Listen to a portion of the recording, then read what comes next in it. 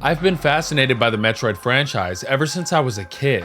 I thought Samus, the overall aesthetic, and some of the many villains were so cool, and I always wanted to play through the entire series and understand what makes it so special. However, every time I've tried, I found myself struggling to get used to the mechanics, exploration, and puzzles. It's only recently that I've finally been able to enjoy the series as it was intended. Yet, despite all that, it was Metroid Prime 4 Beyond that finally tipped the scales and finally made me a true fan of the series. After all these years of waiting, Prime 4 was never going to fulfill everyone's expectations. Disappointment was always going to be inevitable, and there are certainly some key issues worth noting. Soul Valley isn't always that fun to explore, especially with the lack of music, and the emphasis on cutscenes and NPCs may detract from the atmosphere that the franchise has done so well at maintaining. Personally though, I believe that the game still manages to stay true to what made Metroid so special in the first place. The game often strikes a balance between innovating with new concepts while continuing the series' legacy. The introduction of new psychic abilities and a vehicle to use for traversal is so much fun to experiment with in traversal, combat, and exploration. Additionally, I love the story and its characters, and I found myself deeply enamored by Samus, the Galactic Federation soldiers, and Sylix. When the credits finally rolled, I found myself wanting not just to play the game again, but with the desire to play through more entries in the franchise. I've officially fallen in love with the Metroid franchise, and regardless of what the future brings, whether it's a new 2D game or a new entry in the Prime series, I will be there no matter what. Regardless of whether you're a fan or on the fence about the new additions to the Prime formula, or if you've never played a Metroid game before, Metroid Prime 4 Beyond is an absolute must-play.